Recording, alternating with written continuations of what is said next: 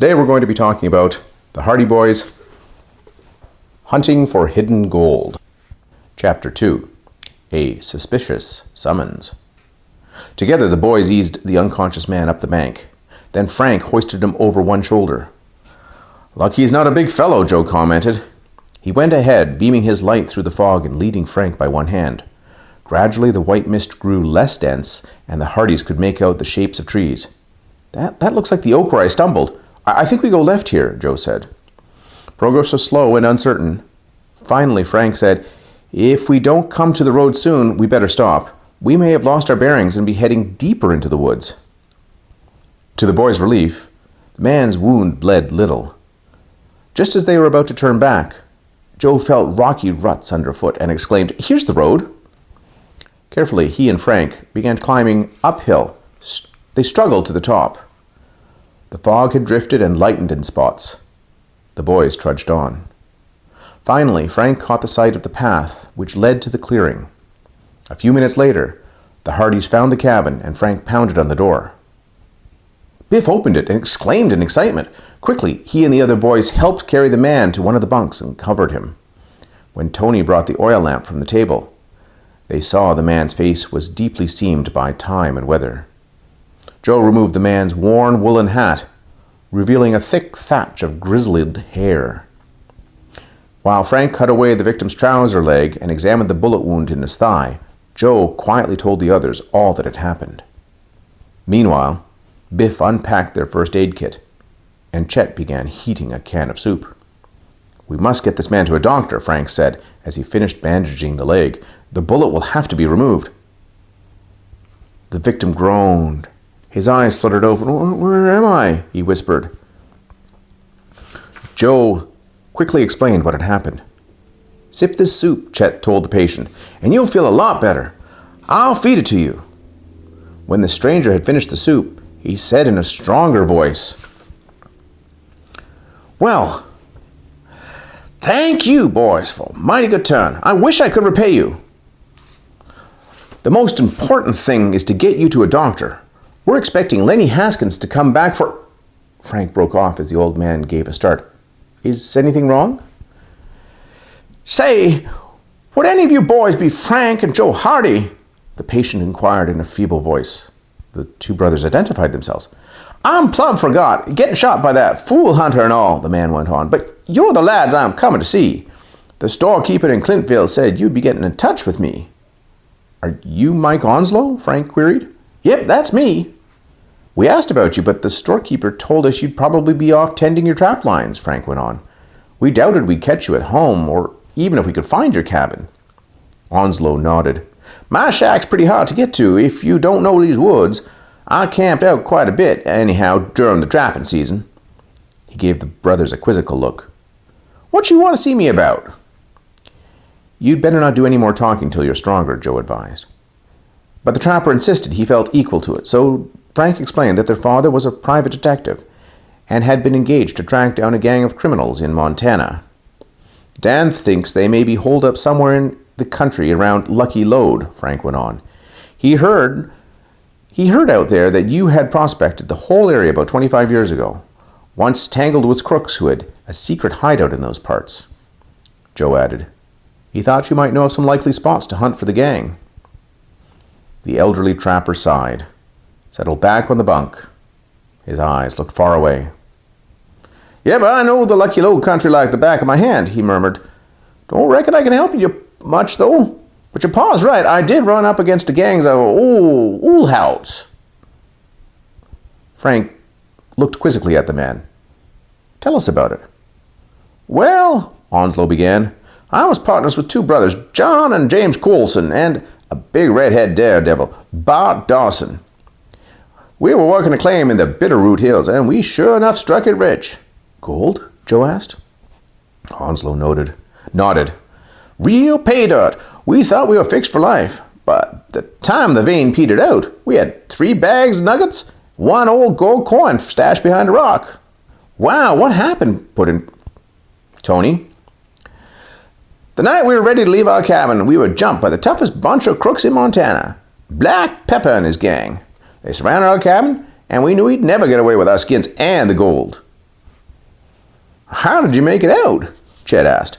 "Well, Bart Dawson was an ex-pilot. He had an old beat-up plane out in the plateau. We already put the gold aboard, easing and lugging it on horseback. While we lured Black Pepper and his boys around to the front of the cabin, Bart slipped out the back and ran for his crate. The gang spotted Bart and chased him. We heard his motor, so we knew he got away. Before the varmints came back, the rest of us escaped from the cabin." "You met Dawson later?" Joe wanted to know. Onslow's face became bitter. "We were supposed to meet him up in Helena and split the gold 4 ways, but we never saw Dawson or the gold again. Funny part is, Dawson was a good partner. I'd have staked my life that we could trust him, but I was wrong." "Didn't you ever hear of him afterwards or pick up his trail?" questioned Frank. "No, never found hide nor hair of him. After that, I got fed up prospecting, so I came back east and settled down to scratch out a living with my trap lines. Kind of lost track with the Colson brothers." Everyone was silent and thoughtful for a moment. Then Joe asked Mike Onslow, "Have you any ideas as to where Dad might look for the criminals he's after?" The woodsman chuckled dryly. "Son, there's a heap of old places he might look. Awful big country out Montana way. Them mountains is full of spots for gangs to hold up in." The trapper frowned. "One likely place was up in Lone Tree area, a box canyon way up on Windy Peak. According to rumors, that was Black Pepper's hideout." The Hardys were excited by this information. "Thanks for the tip," said Frank. "It's tough luck you're getting shot tonight. It wouldn't have happened if you hadn't started out to see us, but maybe we can make up for it." "Right," Joe chimed in. "When we're out west, we'll try and find a clue to Dawson and your missing gold." "Well, that's kind of you, boys," said the trapper. "But I don't think there's much use. If Dawson really stole the gold, there wouldn't be much left after 25 years. All the same," he added spunkily, "if you're willing to try, I'll help you out if I can." Onslow scratched his head and was thoughtful for a moment. "Don't know if it'll do any good, but I'll draw you a map of my claim." "Well, that's a starting point anyhow," Frank said. While the boys packed the Hardys' gear, Onslow drew a map for Frank and Joe. "Here's where the claim was," he said, marking an X. "This region is what was called Lone Tree area because of a giant pine which stood all by itself on a cliff. Everybody out there knows it as Lone Tree," he added. As Joe tucked the map into his pocket, someone pounded on the door. It was Lenny. "Are you ready? The Jeep's fixed." Frank told him about finding Onslow with the gunshot wound. Then the boys improvised a stretcher, and Frank and Joe carried the injured trapper out to the Jeep. While they were placing him on the seat, Tony, Chet, and Biff collected and stowed the Hardys' gears. A few moments later, Lenny started the engine, and they took off. "So long," Frank and Joe called from the Jeep. "Good luck," chorused Chet and the others. When Lenny reached town, he drove straight to the local doctor's office. Despite their hurry, the doctors waited to hear Dr. Knapp's report after the bullet had been removed. "He'll have to stay off that leg and have nursing care," Dr. Knapp advised as he washed his hands. "He ought to go to the hospital." "I got no money for that," Mike spoke up. "I'll look after myself." "No, you won't," Frank said with a smile. "We'll take you back to Bayport with us." "You bet," his brother added. Mother and Aunt Gertrude would love having somebody to fuss over. The injured man protested that he did not want to be a nuisance, but the boys won their point. After picking up their car at a garage, they drove all night and arrived at Bayport at dawn. Quietly, they carried Onslow up to their room. Then Frank awakened his mother and explained what had happened. She smiled understandingly, and soon she and Mr. Hardy's sister Gertrude were welcoming the woodsman warmly. "You look as though you're in need of a good meal," Miss Hardy stated. She was a tall, spare woman with a tart tongue but a warm heart. "We'll fix something right now," agreed the boy's slim, attractive mother. As Frank and Joe hurried downstairs after the women, Aunt Gertrude clucked disapprovingly. "Flying around in airplanes, traipsing about the Wild West chasing outlaws. You boys are headed for trouble again." "We hope so, Auntie." Joe laughed as his aunt sniffed and bustled into the kitchen with Mrs. Hardy. Frank called the airport to check on their plane. He reported the time when it was going to leave to Joe and said, "We have 1 hour to dress, drive, and get to the airport. Then we have to buy our tickets." "We can take care of our camping gear just as it is," said his brother. The boys wasted no time getting ready, and soon they were on their way. They pulled up in the parking lot outside the air terminal with 10 minutes to spare. Frank paid for their tickets and checked their baggage through to Cold Springs, the closest airport to Lucky Lode. Meanwhile, Joe wired their father.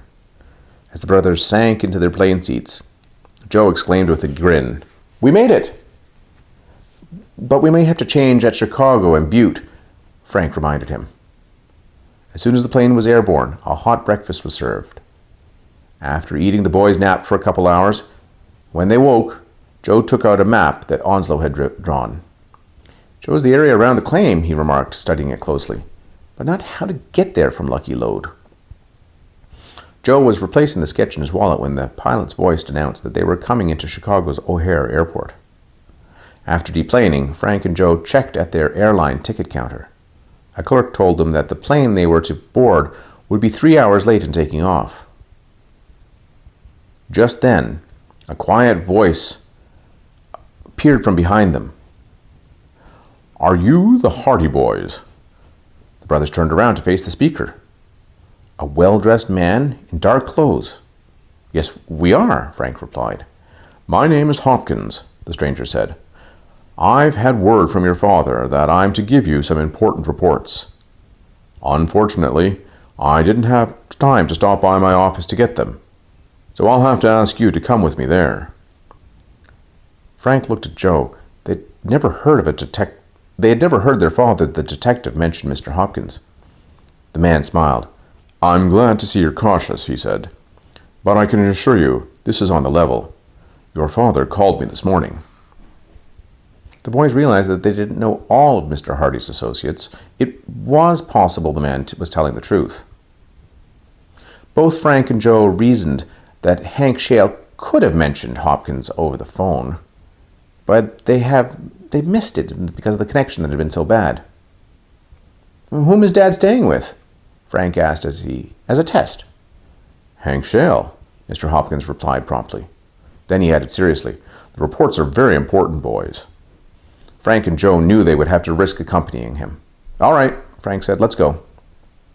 "My car and chauffeur are right outside," Mr. Hopkins told them, and waited as he walked towards the door. The brothers followed to a large black sedan parked at the curb. The chauffeur leaned back and opened the rear door. The boys climbed in. Mr. Hopkins seated himself in the front.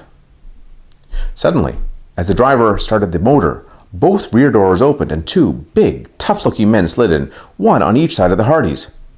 Instantly, Frank and Joe realized this was a trap. Joe reached across the dashboard in a desperate effort to switch off the engine. The two thugs pushed him back roughly. "None of that," one snarled as the car shot away from the curb. "From here on, you kids will take orders from us. Don't argue or we'll shut you up the way you won't like."